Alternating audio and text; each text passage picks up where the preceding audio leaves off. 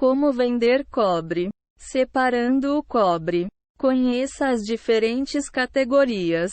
A sucata de cobre pode entrar em uma de 6 categorias diferentes, cada uma com valores diversos. Se você mesmo separar o metal, poderá ter certeza de que o local de compra pagará o preço adequado. Caso contrário, o ferro velho provavelmente colocará todo o material em uma só pilha e pagará a você o menor preço total. O cobre sólido é o mais valioso. Ele pode ser dividido em 3 graus, dependendo da pureza. O cobre não sólido inclui o pó e as aparas.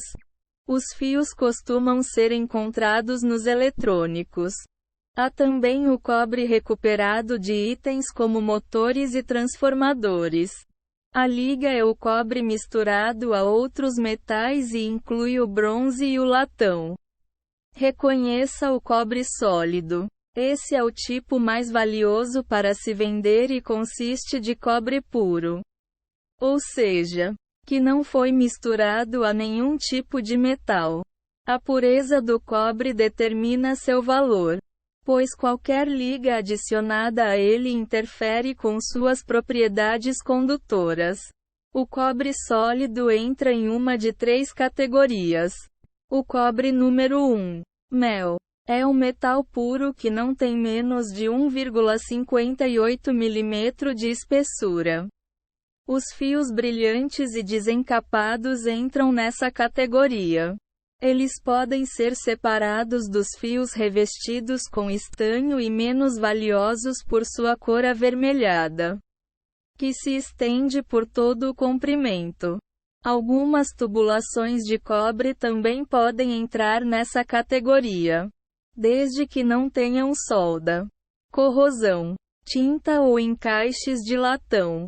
O cobre número 2, misto, é definido como um metal pelo menos 96% puro.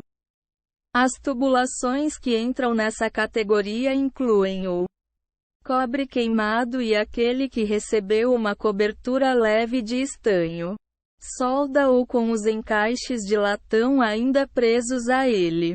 O cobre número 3 é qualquer folha desse metal com menos de 1,58 mm de espessura. O cobre usado em rufos geralmente entra nessa categoria. Ele é encontrado em telhados e calhas e pode ter manta asfáltica ou pregos presos a ele. Identifique o cobre não sólido. Essa categoria inclui o pó, as lascas e o metal picotado. Geralmente não é muito valioso e pode valer apenas 25% do preço corrente do metal. Se você tiver acesso a esse tipo, guarde-o até que consiga pelo menos 4,5 kg ou mais e então derreta-o em pedaços antes de tentar vendê-lo. Para derreter o pó, as lascas e outros restos de cobre, você precisará de ferramentas feitas especificamente para derreter e moldar metais. O ponto de fusão do cobre é de 1085 graus Celsius. Portanto, você precisará de um forno ou fornalha que possa suportar esse calor. Uma fornalha de oleiro pode ficar quente o bastante para derreter o cobre.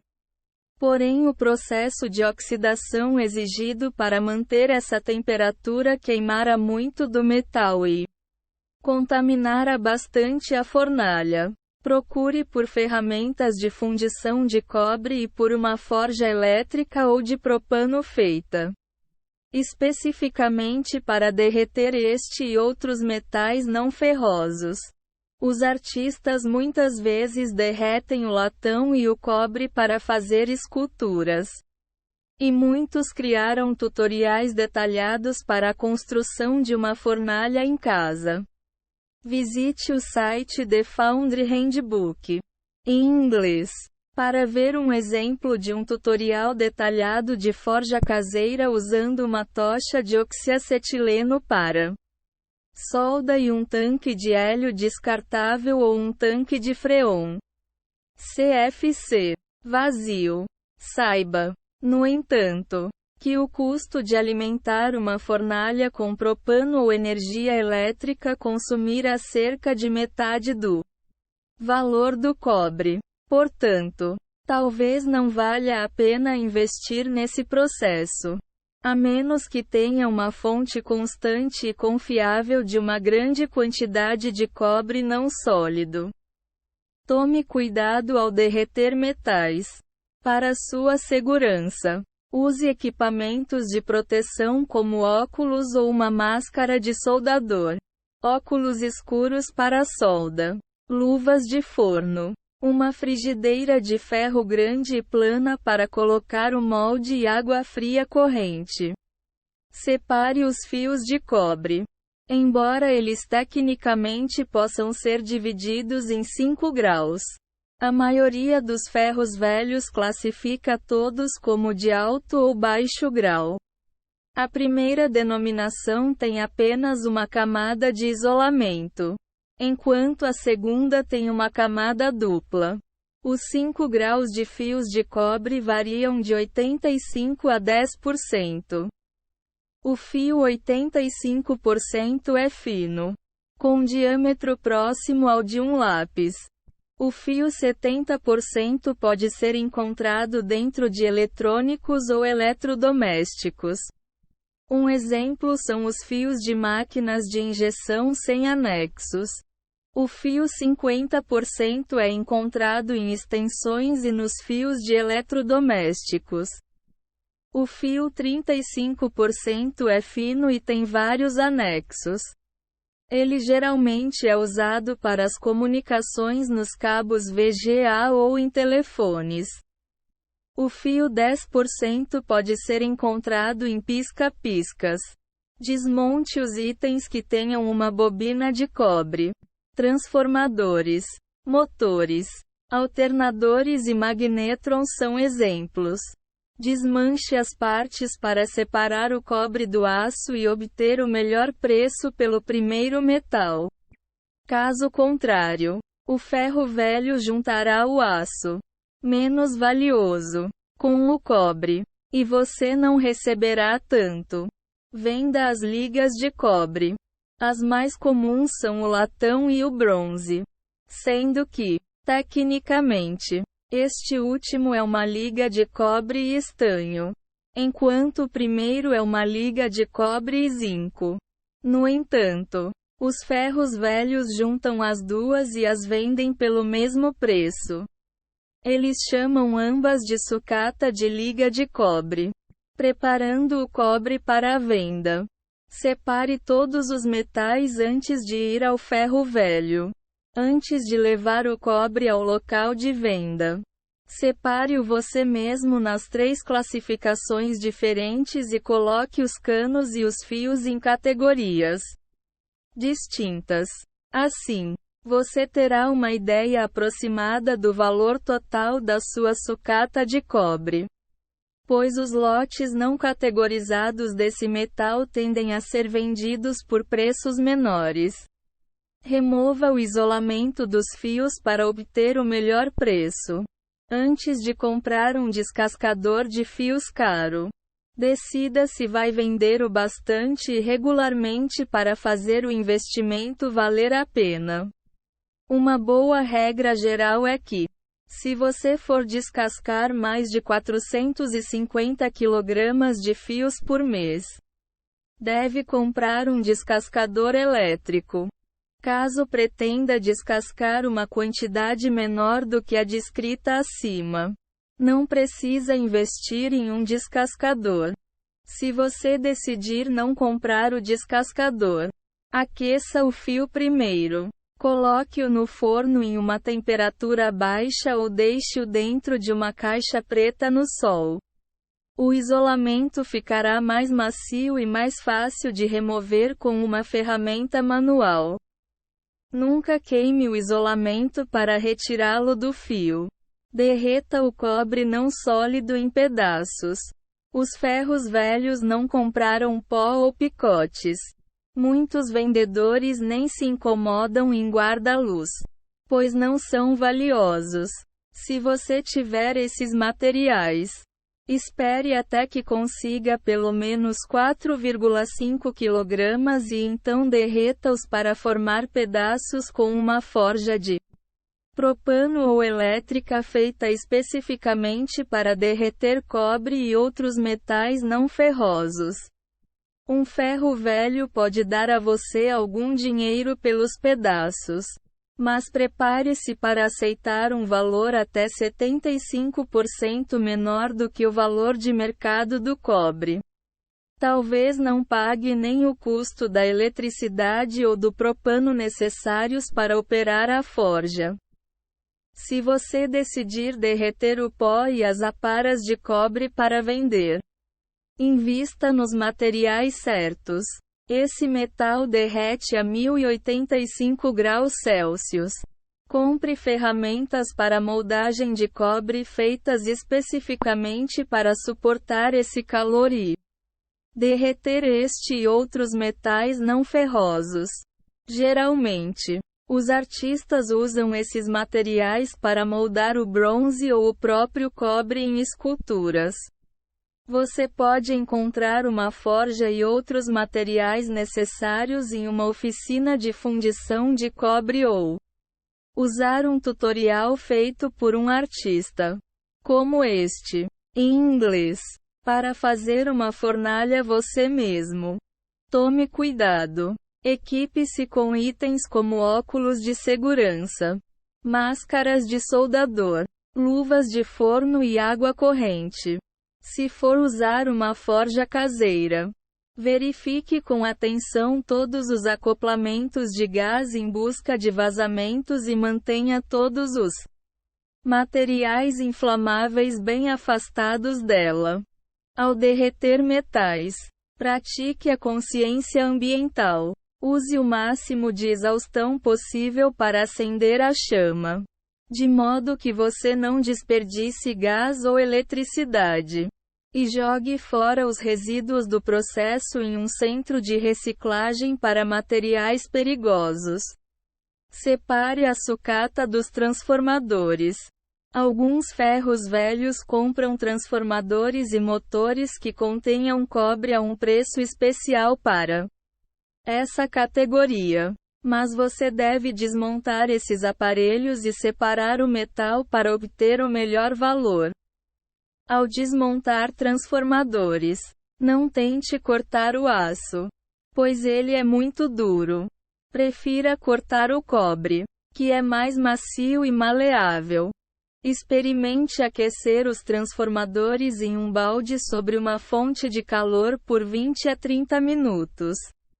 Depois do aquecimento, encha o balde com água gelada. O aparelho ficará muito fraco por causa da mudança brusca de temperatura. E será muito mais fácil desmontá-lo. Siga as precauções adequadas. Use óculos de segurança para proteger seus olhos, luvas resistentes ao calor, e manuseie os pedaços quentes de metal com pegadores para evitar toca-luz. Pesquise os melhores preços. Verifique as cotações das commodities em um site de economia para encontrar o valor mais recente do cobre de alto grau. Outros sites, como os especializados em metal ou investimentos, listam os valores diários dos metais, incluindo o cobre. Os preços para as commodities como o cobre são afetados pelas forças do mercado e mudam todos os dias. Entre 2004 e 2009, o cobre subiu de cerca de $1 até quase $4 por libra-peso. O valor caiu drasticamente em 2009 durante a recessão no ZEUA, chegando a cerca de $1,50 por libra-peso. Porém, ele subiu em 2012 e chegou a uma alta histórica de aproximadamente $4,50 por libra-peso. Desde então, o preço tem caído. Em setembro de 2015, o preço médio era de $2,43 por libra-peso. Vendendo cobre em um ferro velho. Encontre um ferro velho. Faça uma pesquisa na internet usando como critérios o material que você está vendendo e a cidade onde está localizado. Você também pode encontrar ferros velhos locais em uma lista telefônica. Ligue antes para saber qual o preço oferecido. Procure por um local com uma boa reputação. Alguns proprietários desse tipo de comércio podem tentar tirar vantagem de você. Encontre alguém em quem possa confiar e com quem se veja fechando mais negócios no futuro. Ligue antes para saber os preços oferecidos. Se você tiver pesquisado o valor atual do cobre, poderá avaliar se o ferro velho está oferecendo um preço justo. Ligue para vários estabelecimentos e encontre aquele que oferecer o melhor preço. Se puder, tente negociar para chegar ao melhor valor. Caso o local não ofereça um preço justo, procure outro. Veja se o ferro velho faz a coleta.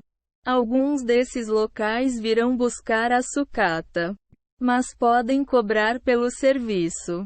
Compare o que eles estão cobrando com o custo de entregar você mesmo, o que inclui seu tempo e a gasolina.